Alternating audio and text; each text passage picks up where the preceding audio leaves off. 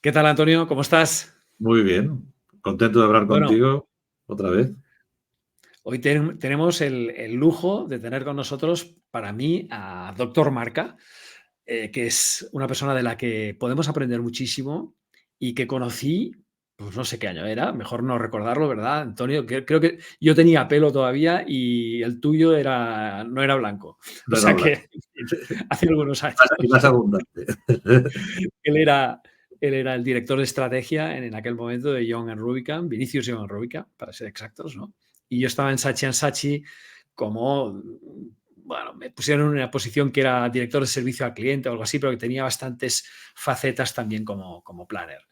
Y nos conocimos ahí en reuniones con clientes comunes y cosas de esas, y yo creo que desde entonces nos hemos seguido, que no perseguido, pero sí seguido la pista, y creo que hay muy buena sintonía y que pensamos de maneras bastante similares en cuanto a lo que es la marca.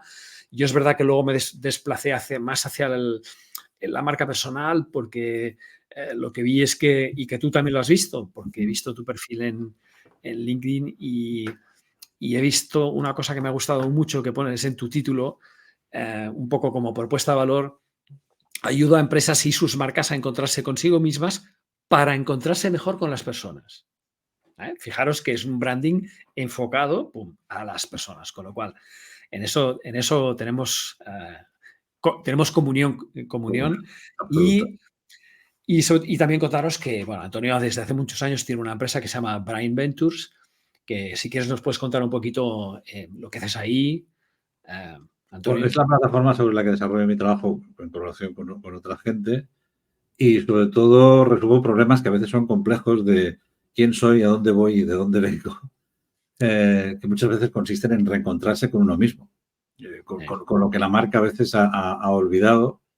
Y ejercicios en los que la gente dice, pero si lo teníamos aquí delante, pero es evidenciar lo que nos hace únicos a través, eh. muchas veces, de un proceso de reencuentro con nuestra propia identidad o con verdades de la categoría que definen lo que somos o lo que debemos ser.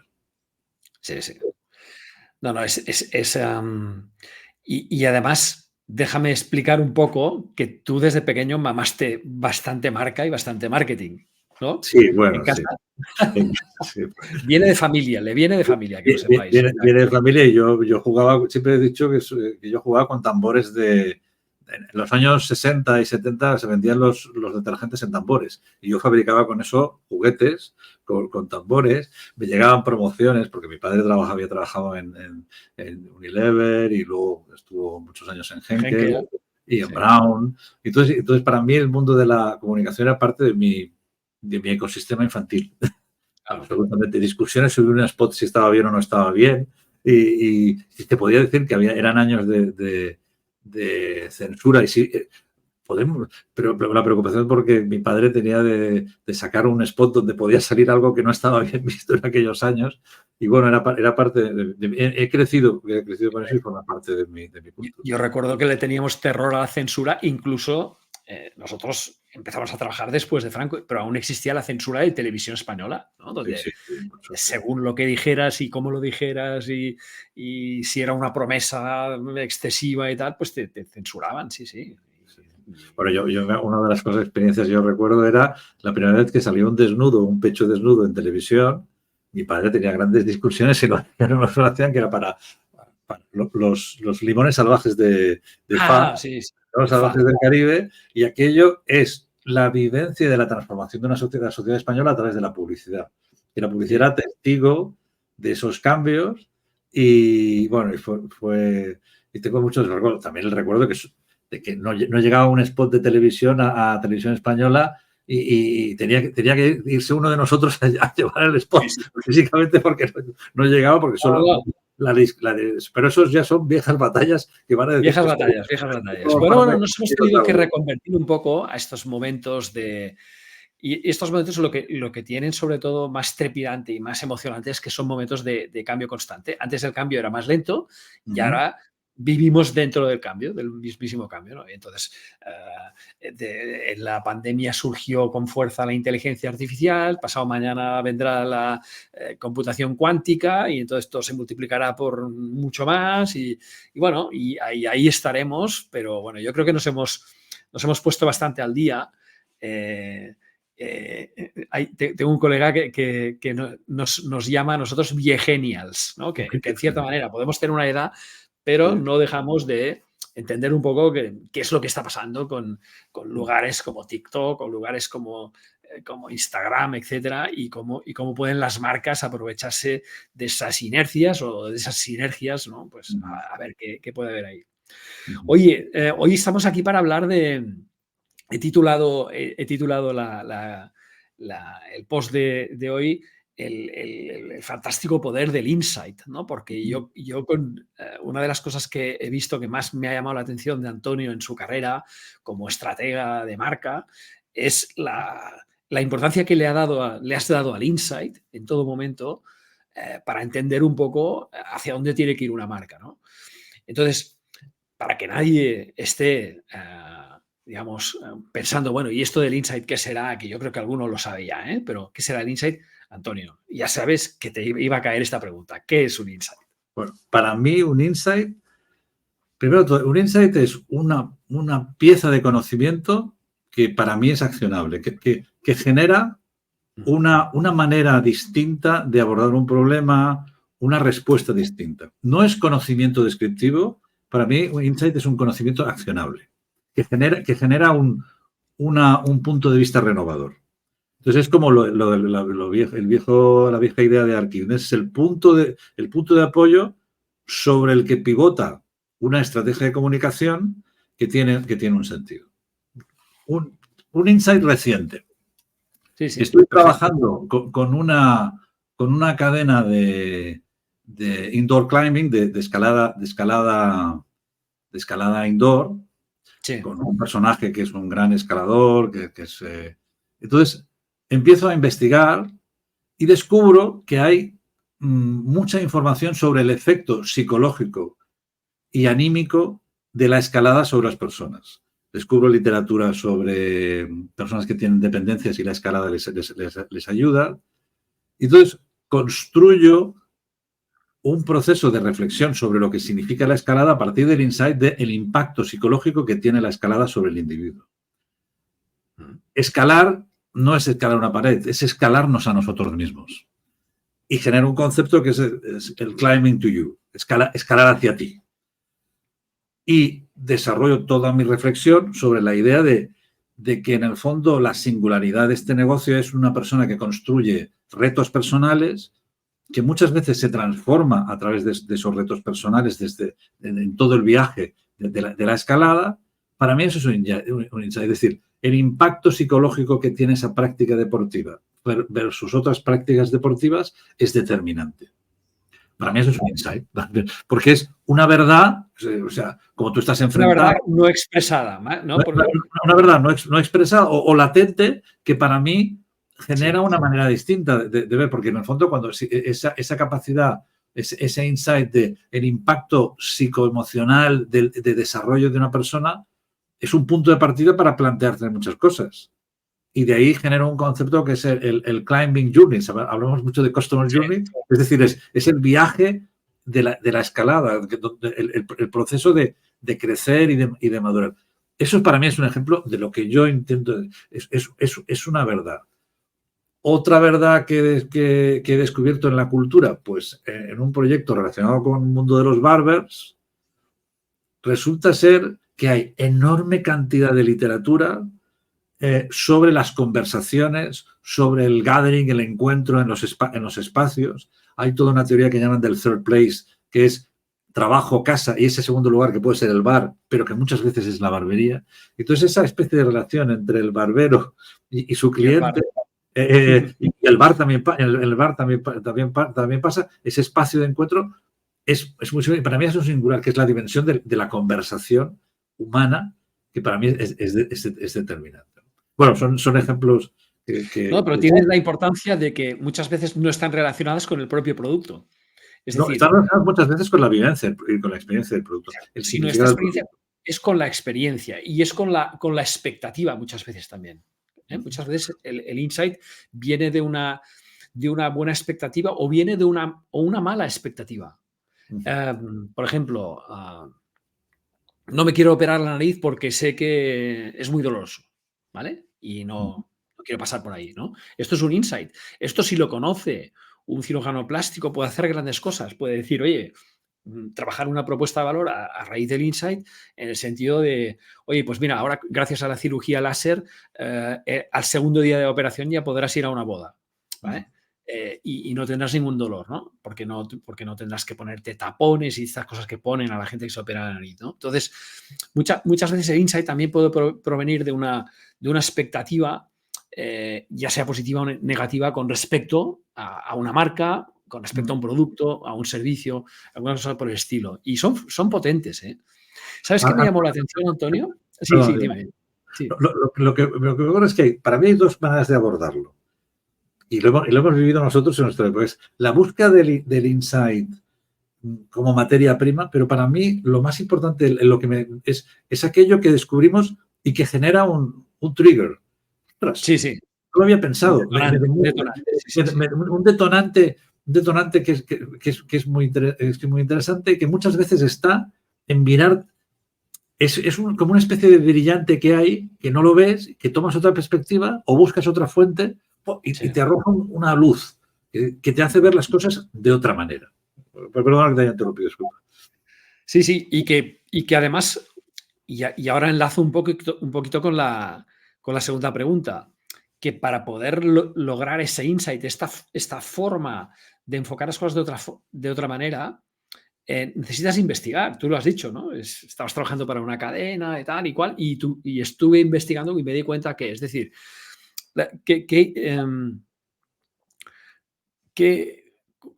¿cómo crees que deberíamos investigar para lograr esos insights? Es decir, ¿es una investigación al uso o es una investigación utilizando alguna fórmula que tú hayas usado que crees que funciona mejor? Para mí el problema no está en el proceso de recoger el agua, sino lo que hacemos con el agua. Para mí tenemos cantidad de mecanismos, lo que pasa es cómo miramos esa información. Es decir, podemos tener métodos cuantitativos, podemos tener métodos cualitativos, podemos ir a rastrear en las redes, podemos utilizar incluso la inteligencia artificial, pero luego para mí lo importante es el afán de escuchar y de fascinarnos por lo que estamos escuchando y la curiosidad por lo que estamos oyendo. Ese decir, esto significa esto, generar hipótesis, porque el proceso de captura de información es muy sofisticado, hay profesionales muy rigurosos. Lo que es importante es el proceso de digestión de esa información y la actitud hacia esa información. Entonces, claro, el proceso sí, vamos a llamarlo. Si fuera design thinking, estaríamos hablando de que hay una primera parte que es empatía, que es entender al consumidor. Luego hay otra que hay que definir un poco cuáles son los problemas, los pain points, los puntos de la experiencia con este consumidor. Pero luego hay un tercero que es la creación. Es decir, con esa información tenemos que meterla en un sitio para que salgan ideas un poco no lógicas, sino completamente divergentes. Basadas más en las actitudes que estaban detrás de esos pain points y de esos good points que no de otra cosa, ¿no? Y luego, pues ya viene el proceso, ¿no? Definir esas ideas, prototiparlas, etcétera. Bueno, toda la historia, si lo pusiéramos en el comparativo de un proceso de design thinking, que se parece bastante a lo que hacíamos, lo que pasa es que le han puesto un nombre más chulo y le han puesto pues unas maneras de hacerlo más colaborativas y más no sé qué, con los post-its, con tal, ¿no? Pero la verdad es que se parece bastante a lo que ya hacíamos. Me parece, yo creo que hemos avanzado mucho en eso, en el sentido de generar oportunidades de conversación, oportunidades de reflexión compartida, que están muy bien. Pero a mí lo que me ocurre a mí ahora, yo una de las cosas últimas que tengo es la obsesión por el concepto de cultura, de sistema de valores, que está en torno a la marca y a la categoría. Porque hay otra mi evolución personal es la marca es una pieza de un sistema. Y ese sistema, en el fondo, es el sistema de marcas y de categorías y de expectativas que hay y de agentes que están en esa categoría. Entonces, la gran cuestión, sin grandes sofisticaciones, es escuchar y disfrutar de escuchar, fascinarse con escuchar.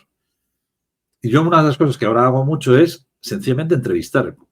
He vuelto a la entrevista en profundidad como mecanismo de conversación, muchas veces implicando gente que está en el proceso, porque todos son decision makers, pero que a través de la entrevista se produce una catarsis de cambio de... Es que no lo había visto así, Antonio. Es que estas preguntas que me estás haciendo, entonces, para mí hay una dimensión de lo que llamábamos el planner antes, técnica, pero luego hay una dimensión casi vivencial de el querer meterse en los zapatos de Sí. Y eso me importa mucho. Y el insight para mí no me interesa tanto como el proceso de encontrarlo, como la capacidad de fascinarnos ante algo que dices, ostras, qué sugerente punto de vista, qué nueva solución me ha dado esto. Y para mí eso es lo que ahora, en un proceso de less is more, de simplificación personal, que también puede ser resultado de la edad, dice, pues, a mí eso es lo que realmente me fascina. Y para mí el insight es ese discovery que me da una visión inesperada y que me ayuda a desarrollar todo un proceso nuevo de ver las cosas. Por ejemplo, estoy con una cosa de vermuts y he descubierto que el vermut es alquimia. Y como es alquimia, tiene magia. Y como tiene magia, tiene secreto.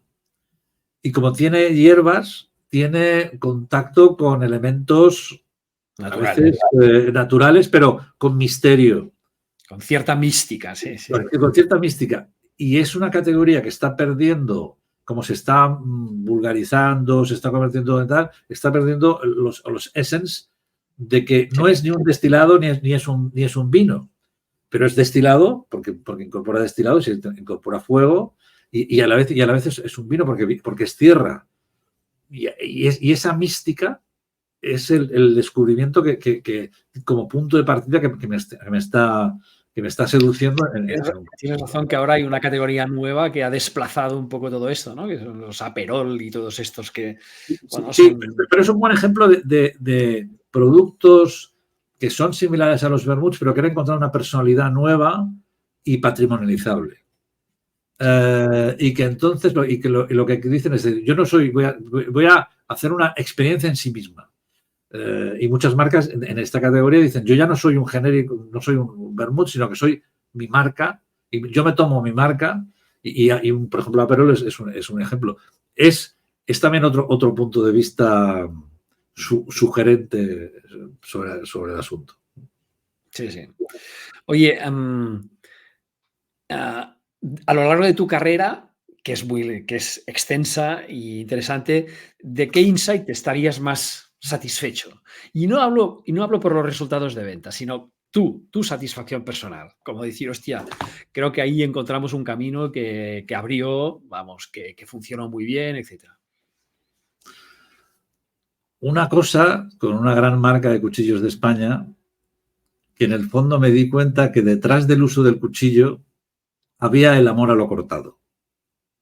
Y que cuando alguien realmente conoce un cuchillo, no está rasgando lo está amando porque lo está preparando, y luego había un insight que la primera forma del ser humano de transformar los alimentos es a través del corte. Y es la primera forma de cocina. Entonces, me apasionó. Lo que me está pasando mucho es que hay muchos insights antropológicos. Es decir, ¿qué significa un cuchillo? Pues un cuchillo es amar la cocina que preparamos con él. Y es parte del proceso culinario. Pero es una cosa que hace unos años que me pareció, y el concepto, y generó un concepto o una reflexión sobre la relación única que mantengo con lo que estoy cocinando. Y contra más intensa es la relación con lo que estoy cocinando, más importante es lo que corto. Y deja de ser un elemento funcional para convertirse casi en un momento casi sagrado. Por eso hay culturas donde cuando hay un muerto se lo dan a otro su cuchillo porque es parte de su... Es como si estuviera cortando él, ¿no? Entonces ese amar lo que cortas fue para mí un descubrimiento antropológico muy, muy interesante. Yo tuve como cliente, ya que dices esto, me hace gracia, una escuela de cortadores de jamón. Un señor que había ganado varios campeonatos de España de cortador de jamón, por supuesto era andaluz, bueno, se vino varias veces a Barcelona. Esto fue en Soy mi marca, ya en tiempos de marca personal, y la verdad es que me explicó un poco la relación y era esta. Dice, es que yo mi cuchillo no se lo puedo dejar a nadie. Mi cuchillo es algo que es una extensión, es una parte de mi brazo. O sea, yo no... Pues hay una en Indonesia, el cuchillo sagrado. Mi alumno tiene que tener el suyo, ¿no? O sea, esa frase, hay un libro de antropología en Indonesia, en tribus de Indonesia, que es que el cuchillo es prolongación del muerto, porque está en su brazo. Y entonces tienen un rito para darle a otro, para darle a otro el cuchillo. Y hay un vídeo de Jamie Oliver donde habla de la relación específica que tiene con su cuchillo. Sí, sí. Y esto viene a esta visión que tengo ahora de que hay que prestar atención a estas cosas que es lo que en este mundo de inteligencia artificial, lo que nos marca la diferencia. Tengo que pensarte que la inteligencia artificial rastrea mucha información y la organiza muy bien en estos entornos y es una poderosa arma. Si tú sabes hacer el prompting correctamente. Trabaja la divergencia, trabaja siempre. Bueno, tengo mis dudas. He hecho varias experiencias y tengo mis dudas. Le tienes que ayudar a que la inteligencia artificial, como es data science, como al final es pura estadística, es combinatoria, le tienes que abrir que conecte cosas que él no conecta, que conecte todas las cosas y ahí a veces me han salido cosas curiosas. Esto es como todo. Estoy divirtiendo mucho con la inteligencia artificial, me lo paso muy bien y sobre todo con el prompting me gusta mucho. Las mejores imágenes que he visto creadas por inteligencia artificial, ¿sabes de quién son? De fotógrafos. ¿Por qué? Sí. Porque el prompt que hace un fotógrafo es mucho más completo que el que podemos hacer tú y yo. Quiero el obturador a 2,4 con un ángulo de enfoque, con no sé qué, con la abertura de tal y con no sé, hostia. Y claro, las imágenes que sacan son absolutamente maravillosas, ¿no? Sí. Porque tienen un lenguaje que puede precisar mucho más como quieres la imagen, ¿no? Y yo, de hecho, sigo a varios fotógrafos que están haciendo algunos retratos, sobre todo, y son absolutamente asombrosos. Son espectaculares porque tienen incluso hasta el defecto humano incluido. El defecto, pues no sé, una peca, un trozo de no sé qué que pueda ser de una enfermedad que ha tenido alguien. O sea, les incluyen elementos, ¿no? Con lo cual es absolutamente brutal. Bueno, nos estamos yendo un poco del insight, pero nos ha quedado muy claro que hay que escuchar, ¿vale? Esto me recuerda a una campaña de Saatchi, ¿no? De un banco. The more we listen, the more we learn, and the more we learn, the more we can help. Y esta es la idea, hay que escuchar, cosa que no estamos en la mejor época del mundo para eso. ¿Estás de acuerdo o no? Sí. Estamos practicando una escucha, yo no sé si derivados por esta especie de crisis de la atención que provoca. Porque claro, en nuestra época hablábamos de que estábamos sujetos a 5.000 mensajes diarios. Es que ahora me parece que son 35.000, ¿no? Y entonces hay un déficit de atención que a veces nos impide una escucha plena.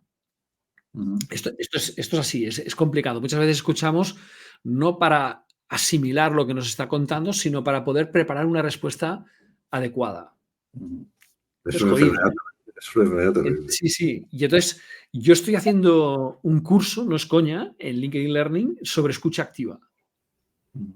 Porque quiero recuperar la manera como yo escuchaba antes y que ahora quizá, debido a las toxicidades que nos rodean y tal y cual, pues nosotros mismos a veces no nos damos cuenta porque es un poco como el síndrome de la rana hervida, ¿no? Que cuando estás dentro, pues bueno, sí, hace un poquito más de calor, pero no, pero estoy bien, ¿no? Y entonces hay que salir de ahí, hay que salir. Entonces, bueno, oye, quizá la pregunta que para mí es más interesante es un poco, tú sabes que estoy en el tema de la marca personal, por tanto me gustaría ver cómo crees que podemos utilizar los insights en marca personal, en gestión de marca personal, lo que conocemos como personal branding. ¿De qué manera los podemos trabajar, Antonio? Yo creo que es que, primero de todo, la fuente en el ámbito de la marca personal es comprender tu propia historia y encontrar elementos de tu trayectoria que son insightful para entenderte a ti mismo y entender tus propias reacciones. Sí, sí. Porque también hay otro elemento que también yo, sin dedicarme a la estrategia de marca personal, me doy cuenta que las personas son las que hacen las marcas. Y sin entender las personas que están a cargo de las marcas, no puedo entender lo que esas marcas van a ser. Y sin entender cómo esas relaciones, esas personas se van a relacionar con ese proyecto. Por ejemplo, en los proyectos de marca familiar, tienes que entender la cultura de familia y las personas de la familia. Y muchas veces me encuentro. Entonces, yo creo que el insight es encontrar elementos que son claves de tu trayectoria personal y que van a ser determinantes para ayudar a esa persona a encontrar su relato, su discurso, su manera de aproximarse a las cuestiones. Entonces, el insight para mí es esa definición que yo tengo personal de ese conocimiento profundo, pero que es transformador, accionable, es muy importante. Entonces, el proceso de introspección, el proceso de saber leernos a nosotros mismos y leer nuestro entorno, creo que puede ser muy, muy útil en la búsqueda de esos elementos, esos puntos de apoyo, de transformación que van a ser capaces de generar tu propia estrategia y tu propio discurso.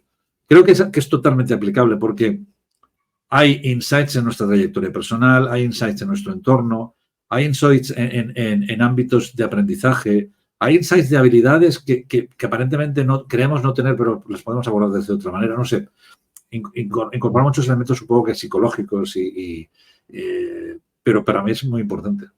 Entendernos nosotros mismos. Para mí es una de las 4 patas importantes a la hora de definir un mensaje personal. Yo siempre hablo de 4 porque para mí, dependiendo un poco de, por ejemplo, si tú creas un mensaje personal a partir del propósito, de para qué, si quieres, estás trabajando más la parte de storytelling, ¿vale? Es decir, pues yo quiero ayudar a que el mundo sea mejor en este área en la que yo estoy haciendo esto y lo otro, ¿vale? Trabajar esta idea un poco de, si quieres, legado o si quieres propósito, llámalo como quieras. Y entonces esto te da una visión más de relato personal. Es decir, no me sirve para un elevator pitch, pero sí que me puede servir para, cuando ya me voy a comer con un cliente y tenemos 1 hora por delante o 2, y contarle un poco de dónde vengo y sobre todo, cuál es mi ADN emocional, de qué estoy hecho, ¿vale? Entonces, ahí funciona muy bien el propósito. Luego también puede funcionar muy bien el objetivo de posicionamiento. Por ejemplo, imagínate que tengo un cliente que se quiere posicionar como el referente, yo qué sé, en branding para empresas del sector deportivo, ¿vale? Pongamos por caso, ¿no? Bueno, pues esto es un objetivo de posicionamiento muy claro que obliga luego a hacer toda una serie de trabajos, de materiales y de ebooks y de libros y de lo que sea, y ya es otro mensaje, es un mensaje distinto. Si tú te quieres referenciar así, ya no, el para qué me sirve menos, ¿no? Ahí sí que quizás se parece un poquito más a un pitch, a lo mejor, ¿no? Luego está el mensaje a partir de la propuesta de valor.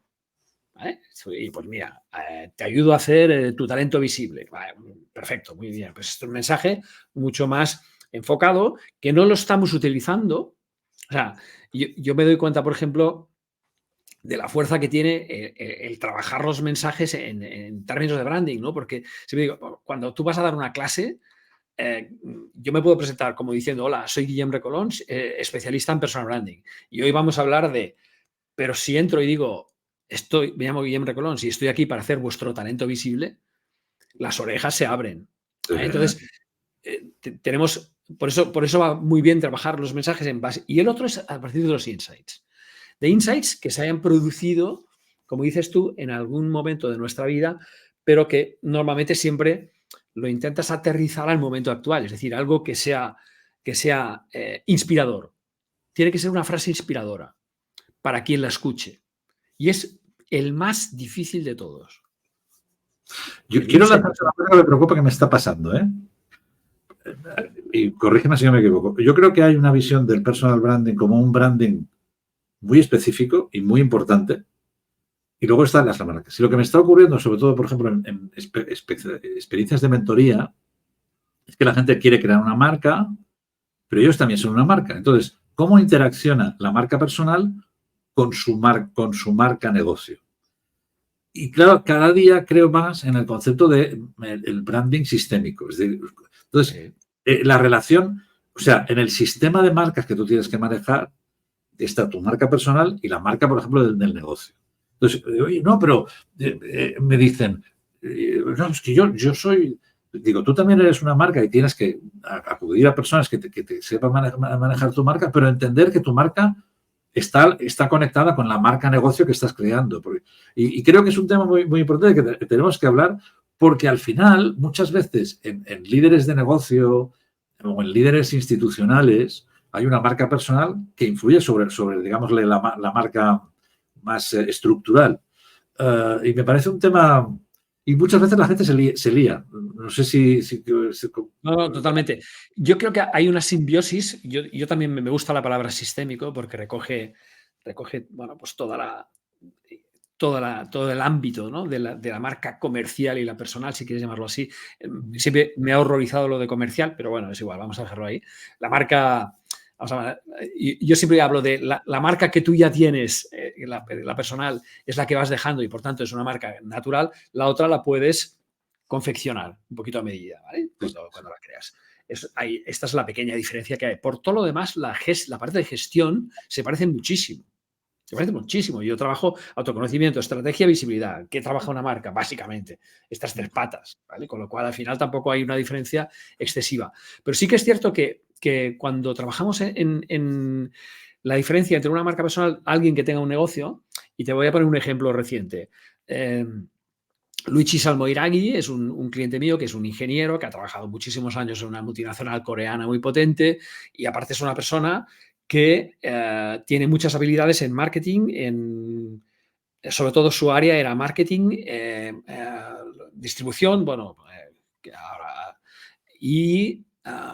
y luego toda la parte tecnológica, ¿vale? Con lo cual era una persona bastante apreciada porque podía hacer varias cosas en una, temas de cadenas de suministro, pero también combinadas con el marketing y tal. Bueno, pero sobre todo es una persona de acción, ¿vale? Dice, yo no soy iniciador, yo soy finalizador.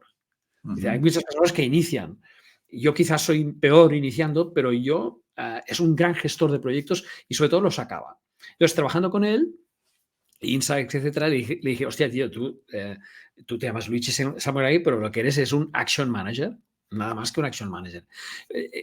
Hoy, la mayor parte de los negocios, el problema que tienen es por no activar las cosas, ¿vale? O sea, hay dos problemas graves. Uno, que no se están teniendo en cuenta suficientemente bien las competencias soft, ¿vale? Que este es un drama, y ya lo dijo en su momento Dale Carnegie, Stanford, Harvard y todos, que hicieron un estudio conjunto y dijeron que las competencias soft eran las responsables del 85% de los factores de éxito en la empresa. 85%. Pero se invertía solo un 27% en ellas. ¿Vale? Bueno, pues este estudio, que es de principios del siglo XX, imagínate, de 1914 o por ahí, lo han validado hoy y sigue siendo exactamente igual. O sea, no ha habido ningún cambio. ¿Vale? Entonces, esta persona es un gran ejecutor y claro, a mí el concepto básico que me salió para que él creara su compañía era Action Management.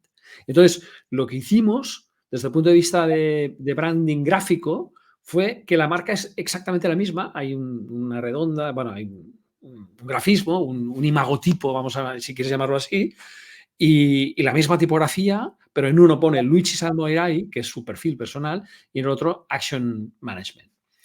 Y entonces hay es una simbiosis muy interesante, porque de alguna manera la gente lo que quiere es lo que él da, que es el action, ¿vale? Pero él tiene su propia marca. Con lo cual, está muy bien porque al final con quien hablan es con él. Como decía Yuval Noah Harari, las marcas en realidad no existen. O sea, las empresas no existen, son realidades imaginadas. El dinero no existe, la política no existe. Es una cosa que nos hemos inventado los hombres para pasar de grupos de 35 individuos dominados por un macho alfa a grandes ciudades con millones de personas, ¿vale? Un sistema organizativo, ¿no? Entonces, Harari en su libro, sobre todo el primero, para mí, que es brutal, lo dice así y es verdad. Y entonces la marca la pone en el mismo plano, es una realidad imaginada, algo que es un intangible, ¿no? En el fondo, ¿no? Entonces, hasta el punto que es intangible que nosotros no hablamos con personas ni marcas. Es verdad que tú me podrías decir, no, pero sí que ahora tú hablas con una empresa y te sale un bot y tal. Bueno, sí, pero lo ha programado un tío, está claro, ¿no? Detrás de eso hay un tío. Nosotros hablamos con personas, por eso el branding tiene que ser muy humano. Y por eso me gusta mucho tu approach de ayudar a empresas y sus marcas a encontrarse consigo mismas para encontrarse mejor con las personas. Es que si no hay este paso, entonces o las marcas se humanizan, tienen que hablar el mismo lenguaje que nosotros y por eso ahí el poder del insight también, en parte, o si no, están bastante jodidas. Pero es que es una construcción humana que en el fondo es el encuentro entre alguien que quiere ofrecer algo y alguien que necesita algo. Y es un puente entre ambos. Y esa construcción es el puente entre mis capacidades y tus necesidades. Y para mí eso es lo fascinante. Y la humanización de las marcas, a mí, por ejemplo, me preocupa mucho la humanización de las marcas familiares. Las marcas familiares tienen un elemento de legado que las hace únicas. Que no tenemos que inventar. Hay una leyenda, hay un storytelling, hay un esfuerzo, hay no sé qué, hay una epopeya que las marcas. Lo que ocurre es que muchas veces la marca familiar debería tener también un proceso de reflexión personal de yo, marca familia y marca empresa, y como entidad tribu. Y muchas veces se produce rubor, hay mucho rubor, mucho síndrome del impostor. Oye, nosotros no podemos decir esto, pero es que lo habéis hecho. Si vivieseis en España, ¿eh? Esto en España, aquí en España, porque hay una conexión, y también lo entiendo que es un elemento de nuestra cultura de rubor, de sentido de la vergüenza, que es muy importante, pero es un tema. La conexión entre la marca persona o personas, porque también podría haber la marca personas, de grupo de personas humanas, que esa redundancia estúpida, y la marca empresa, institución, organización y estructura, es muy difícil en el ámbito de la marca familiar y me parece un territorio de tortura, porque, por ejemplo, el fundador tiene que tener una marca persona, pero esa marca persona tiene que estar al servicio del proyecto de la marca que le trasciende en el tiempo. Totalmente de acuerdo. Totalmente de acuerdo. El otro día leí un artículo muy interesante de Comuniza, que es una empresa de comunicación, relaciones públicas, que lo único que me supo mal es que era un artículo de un blog que no estaba firmado. Yo creo que un blog tiene que ser algo que vaya firmado siempre y que tenga los comentarios abiertos. Si no, no deja de ser una sección de noticias. Pero bueno, pasando este pequeño bloqueo, el artículo era interesante porque decía como tú llamas, este sistema entre la marca personal y la marca comercial, dice, no siempre funciona igual. Dice, hay empresas, por ejemplo, y pone el caso de Virgin con Richard Branson, en las que hay una simbiosis completa y absoluta, es decir, Richard Branson es la cara visible de Virgin y lo que él dice, lo dice Virgin, ¿vale? O sea, de alguna manera hay la simbiosis total. En cambio, hay empresas que han tenido que separar una de otra porque si no, no funcionan. Sería el caso del señor Elon Musk, que puede ser un gran empresario, pero no es un gran comunicador. ¿Vale? No es un gran comunicador desde el momento que se presenta con un lavabo en una empresa para decir que tiene que hacer limpieza y despedir gente y todo esto. Y no, y es verdad. Y entonces a las empresas de Elon Musk les conviene que el branding esté mucho más metido en SpaceX, en Tesla, en X, etcétera, que no en Elon Musk, ¿vale? Con lo cual su estrategia tiene que ser distinta, porque el creador, pues bueno, no da la talla desde el punto de vista de empatía comunicativa, respeto por la experiencia de los clientes, etcétera, ¿no? Y ya te digo, respetando mucho su trayectoria, que por algo está donde está, ¿vale? Esto está claro. Pero tiene un paradigma que es un paradigma, yo creo que antiguo, y vivimos en la sociedad de la colaboración, y un personaje que se define más allá de lo que está por debajo de él es un personaje que puede ser dañino para las marcas. Es decir, OpenAI es una empresa de colaboración, de talento, de suma de talento. Entonces, esos modelos tan personalistas, Tan monolíticos son complejos. monolíticos, creo que son complejos. Claro, yo parto de ahí una cosa que yo creo que esos personajes tienen que estar al servicio de algo que será su legado, que es su marca, que es esa marca que van a crear. ¿Qué pasará cuando muera Richard Branson? Bueno, no puedo decir, porque estoy en un proyecto y tenía una diseñadora y tal, y digo, es que ya no es una persona, es un hada. Entonces hay que hacer una transmutación del personaje para convertirlo en algo y llevarlo. Entonces, esa persona ya no tenía que aparecer. Mi sugerencia era que apareciese a una determinada edad, no como se había visto en un determinado momento de su culmen, sino como era al principio, que cuando conservaba su inocencia y cuando realmente hizo la inspiración. Entonces, para mí el personaje, y estoy en otra historia también con otro personaje, no quiero quiero dominar la historia, no que la historia me domine a mí. Entonces, el personaje tú lo conviertes, será en un momento dado, dentro de 30 años, una especie de personaje. Steve Jobs ya no es el Steve Jobs real que salía en la prensa. Y hay que construir una narrativa, una leyenda, una mitificación. No, pero la humanización no tiene que pasar solo por una persona. Esta es un poco mi teoría también.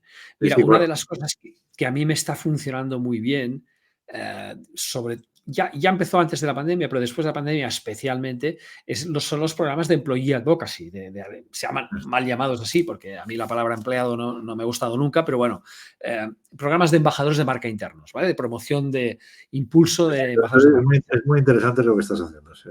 Claro, ¿por qué? Porque, primero, oye, Nielsen nos decía en nuestra época que nosotros confiábamos en un 90% en la publicidad de las marcas y entonces cuando tú veías Fonbella en la tele, pum, te ibas al súper y lo conocido generaba confianza, pum, pues vale, me compraré esta marca o yo qué sé, o Danone o la que fuera. Pero en un estudio que hicieron más o menos en 2015, en el online survey, no sé qué, de Nielsen, salió que ahora solo confiamos un 33% en las marcas, en la publicidad de las marcas, y en cambio un 90% en recomendaciones de otras personas. Wow, esto explota, ¿no? Porque Nielsen no es precisamente un chicharelo, digamos, en la medición de datos y etcétera, ¿no? Con lo cual, esto se fue además con Edelman, que es este estudio que hemos visto antes de empezar, etcétera, se va reforzando la fuerza y la credibilidad que tiene el empleado por encima incluso del propio CEO. O sea, el empleado tiene más credibilidad y por tanto da más confianza que el propio CEO, que el comité de dirección, etcétera. Y los perfiles que más confianza dan son el perfil técnico, que podría ser desde un I+D hasta un vendedor, hasta alguien que conozca muy bien el producto y servicio que tiene entre manos, y también el científico. O sea, este último año ha salido como los científicos las únicas personas de las que nos podemos fiar. O de las personas que nos podemos fiar más, ¿vale?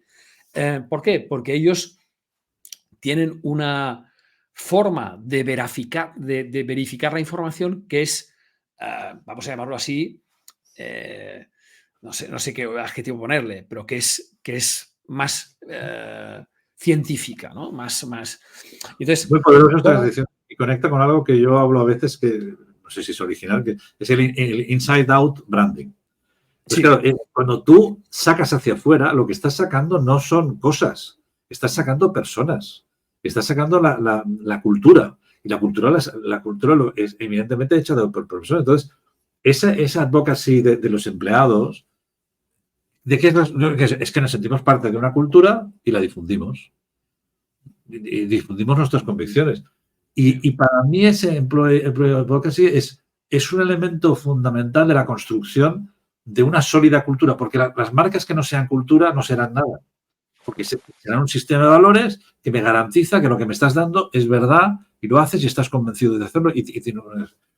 Cuando lo que he leído sobre el employee advocacy que estás haciendo me parece muy, muy interesante y me parece un un elemento también de humanización de las Bueno, marcas. yo cuando me preguntan definición de Employee Advocacy, siempre digo lo mismo, digo, es la forma más creíble y humana de trasladar un propósito corporativo al mercado. Absolutamente. Hacerlo a través de su gente y no a través de unos medios. Y además tenemos comprobando, por ejemplo, el último estudio de LinkedIn te dice que si tú haces una publicación de empresa, por ejemplo, en un perfil de LinkedIn de empresa, en una página de empresa, pues llega a 100 personas. Si esa publicación la comparten 15 personas de la empresa en sus perfiles, o sea, solo compartirla, esa publicación, esto se multiplica por 15, o sea, una salvajada, una animalada, tanto en engagement como en todo, ¿no? En compartidos, en likes. Encarnas Y la conversión se multiplica por 7, sí. Lo cual tiene mucho sentido. Es decir, si tú ves un anuncio de una marca, pero nadie te lo recomienda, siempre dirás, ostras, espera, déjame validar, ¿no? Empiezas tu fase de investigación. Pero si ves ese anuncio de esa marca de mano de una persona de la que tú confías, porque es un contacto tuyo de LinkedIn o de Twitter o de Instagram, etcétera, la conversión es mucho más fácil. Porque entonces yo ya sé que si lo ha comprado Antonio, coño, malo no será. ¿Sabes? Es decir, pero ya incluso hasta el punto de que funciona incluso aunque yo no conozca a Antonio. Es decir, y te pongo ejemplos claros, Glassdoor, TripAdvisor, Booking, todas estas plataformas que puntúan de Wallapop, que te puntúan de 1 a 5 estrellas y que nosotros nos fiamos, o sea, a ti te dicen, vamos al restaurante tal. ¿Qué es lo primero que haces? Lo primero que hacemos, tú y yo, ¿qué hacemos? Mirar, sí. Y buscamos a ver si tiene buenas reseñas y tal. Cuando tú y yo sabemos, como seguro, que se pueden falsificar. Es más, ayer me llegó, he hecho un pantallazo que luego te lo envío, me llegó una oferta de trabajo en la que puedo ganar 500 euros diarios solo haciendo reseñas para hoteles y restaurantes. Imagínate, acojonante. O sea, hay un submundo por aquí. Esto va a ser muy complicado porque, claro, ya no estamos hablando de un bot que está haciendo likes en YouTube, que esto también hay muchos influencers que son falsos, ¿no? Porque, sino que estamos hablando de gente humana que, aunque sea desconocida, pero emite una opinión y tú te la crees. Es decir, tú cuando vas a TripAdvisor o así para ver la opinión sobre un hotel cojonudo que no conoces a nadie que haya ido y en principio crees en las opiniones que hay. Sobre todo si hay 40.000 opiniones y resulta que tiene 4,5 estrellas, tú dirás, hostia, esto no puede estar falsificado. ¿Sí o no? Sí, Entonces, no. pero por tanto creemos incluso aunque no conozcamos a las personas. A pesar de que se puede hacer un poco de trampilla. Se puede hacer un poco de trampilla. Porque tenemos una necesidad de humanizar la relación con esa marca. Claro. Y eso sobre todo para mí que hay la diferencia es que el marketing, lo simplifico mucho, pero marketing es cuando yo digo lo bueno que soy y el branding es cuando logro que sean los demás quienes lo digan. ¿Vale? Esto sería un buen proceso de branding. Sí.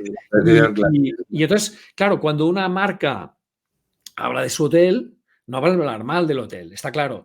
Entonces, nosotros nos fiamos no tanto en las reseñas porque sean reseñas, sino porque están basadas en la experiencia real. No en el marketing, sino en la experiencia. Yo estuve en el hotel y pim pam pum, estuve el otro día en Mas Salagros, el primer eco resort de la península, me pareció flipante, unos precios cojonudos, oye, una experiencia fantástica, la cocina increíble, la experiencia buenísima y no he hecho la reseña, pero la voy a hacer, porque además es verdad, estuve.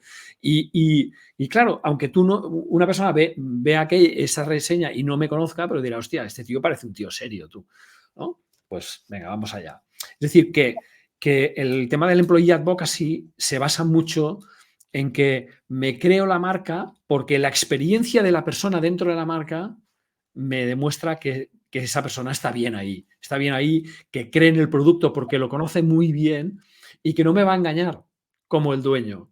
Por eso el CEO sale bajo, ¿no? El CEO sale bajo por dos razones. Un poco por el concepto avestruz que mete la cabeza un poco en la tierra, que no dan la cara cuando hay una crisis de comunicación, etcétera. Pero también por esa idea de que un CEO nunca explicará algo malo de su marca ni de su producto. En cambio, un empleado sí. Y dirá la verdad y será honesto. Oye, no te quedes el modelo tal, quédate el modelo tal, porque el otro, bueno, a veces falla un poquito y no sé cuántos, ¿no? Y, hostia, esta sinceridad, tío, es cojonuda. Es un momento muy potente para construir esa identidad cultural, ese sentido de pertenencia. Me parece algo muy Hombre, interesante. Glassdoor, por ejemplo, para mí es una mina de oro. Glassdoor es una plataforma que es un TripAdvisor de empresas, donde los empleados y ex empleados que se acrediten, tienes que demostrar que trabajas allá, pero tus opiniones son anónimas. Es decir, nadie verá que la opinión aquella pues la has puesto tú. Y claro, es increíble porque, claro, mi hija no se va a trabajar en una empresa que no tenga una valoración del director general del 98% para arriba, diversidad, 4 estrellas en diversidad, 4,5 en valoración general, o sea, ya.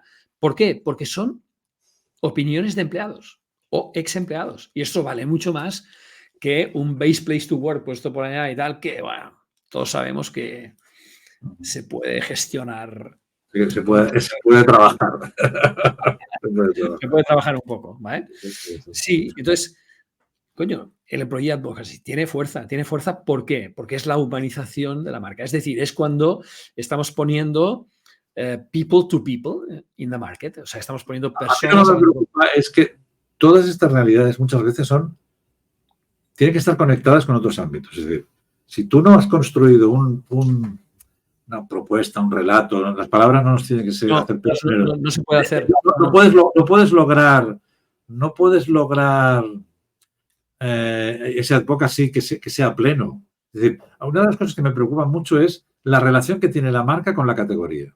Tiene una relación meramente funcional y transaccional cuando en el fondo es como una tierra, es la tierra que cuando tú la trabajas. La tierra al final terminas amándola. Entonces, amar los cuchillos, amar el vermut, amar lo que estás haciendo. Y entonces tienes que transmitir a tus empleados la sensación de que lo que están haciendo tiene un valor de saber y de cultura que tienen que defender. Y no solo eso, sino que además esta cultura tiene que estar escrita en algún lado, tiene que estar consensuada, que no sea una cosa que esté en la cantina y que la gente vea ahí, well, propósito, pam, pam, eso no vale nada, sino que sea algo que esté muy consensuado. Y que la gente lo viva y lo crea. Y yo, por ejemplo, cuando hago estos programas, elijo yo a las 15 primeras personas que van a participar. No dejo que las elija el cliente. ¿Sabes por qué? Porque el cliente lo va a elegir de forma jerárquica, ¿vale? Va a decir, 2 del departamento este, 2 del departamento aquel, tal. Y no, yo elijo con una teoría que me enseñó un inglés, que es, primero, coge las manzanas del árbol que están más cerquita tuyo, ¿no? Es decir, aquellas personas que ya han tenido una predisposición a hablar de su marca, de su compañía en algún sitio. ¿Dónde lo puedo encontrar? Pues claro, en ferias, tal, pero también en las redes sociales. Entonces, en las redes sociales yo me fijo en personas que trabajan en la marca y es muy fácil saberlo, porque te vas a un perfil de empresa de LinkedIn y miras los empleados. Y entonces empiezas a hacer seguimiento y ves qué empleados están compartiendo los contenidos o han puesto un like o han puesto un comentario. Esa gente siente la camiseta. No la lleva, la siente. Yo normalmente lo que hago es hago entrevistas en profundidad y les pido que me dejen entrevistar no a la gente más típica, sino incluso a la gente más humilde. Y normalmente lo que me ha pasado muchas veces, hubo un caso donde el ayudante más humilde del dueño de la empresa, de una empresa familiar, me dijo una cosa que luego la puse en la presentación y era la voz más humilde que sintetizaba la voluntad de aquel hombre que quería hacer con esa empresa, que era dignificar su trabajo. O sea, porque decía, la gente que comparaba su trabajo, bueno, era un fabricante de cuchillos, un famoso fabricante de cuchillos, y decía, un cuchillero tiene menos dignidad que un lañador, y un lañador es los que juntaban las piezas de cerámica, cerámica con grapas, era eso que se hacía en España. Esa idea por eso la ambición de industrializar, tecnificar, llevar al mundo sus productos, porque él creía en la labor ancestral que habían hecho su familia y consideraba que tenía la obligación de proyectarla hacia afuera.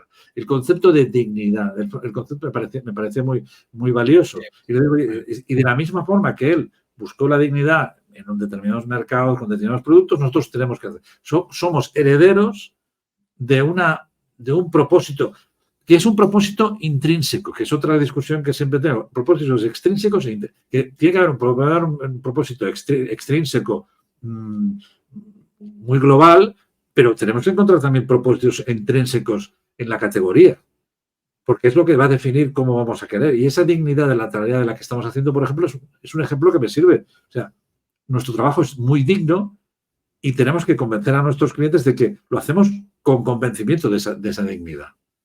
Sí. Para mí y eso es esa reflexión, y eso también es un insight, volviendo al principio de la conversación. El reencontrar el sentido de lo que estamos haciendo. Sí.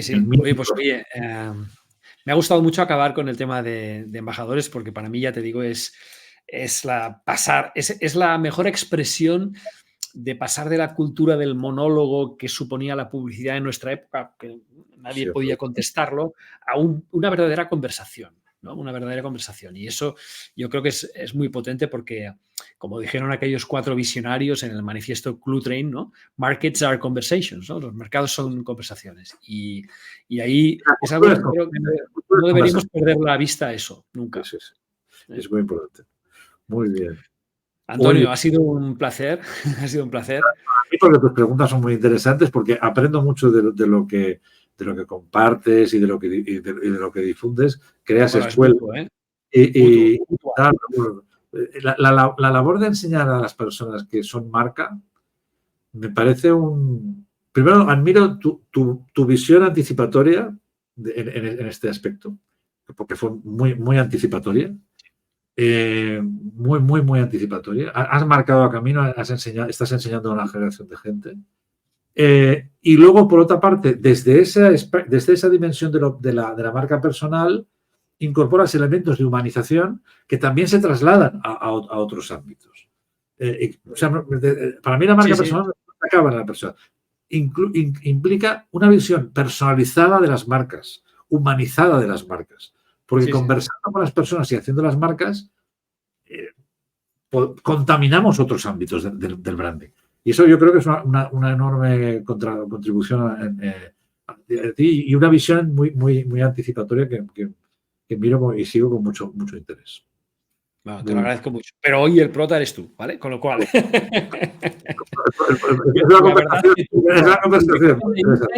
Tu lección de Insights yo creo que ha sido muy buena. El no quedarse en el atributo, no quedarse en la cosa más racional, sino que ir a buscar ese segundo significado que quizá la gente no sabe expresar, pero que está ahí y que además puede influir mucho más en mover una transacción que no el propio marketing tradicional, el atributo, el no sé qué, el no sé cuántos. Tiene que haber una eureka. Tiene que haber una eureka. El insight está ahí para tocar los cojones, para que cuando lo oigas digas, hostia puta, necesito estar con esta gente. Sí, está ahí para tocar los huevos. Para darte a ti la posibilidad de crear, porque es un mecanismo creativo, es decir, te da una palanca, te propulsa, es un springboard, en el fondo, te da un salto en lo que estás pensando. Muy bien. Oye, bueno, nos hemos ido casi a 1 hora, pero bueno, yo creo que podríamos haber seguido 5 más. El tuyo, vamos. Espero que no se aburra mucho la gente. Bien, gracias, Antonio. Pasaré el podcast y todo esto. Financiamos la grabación y quédate 2 minutitos que te comento una cosa. Pero bueno, un saludo a todos vosotros. Gracias. Que estáis oyendo todo de Jamarca. Venga, hasta luego. Hasta luego.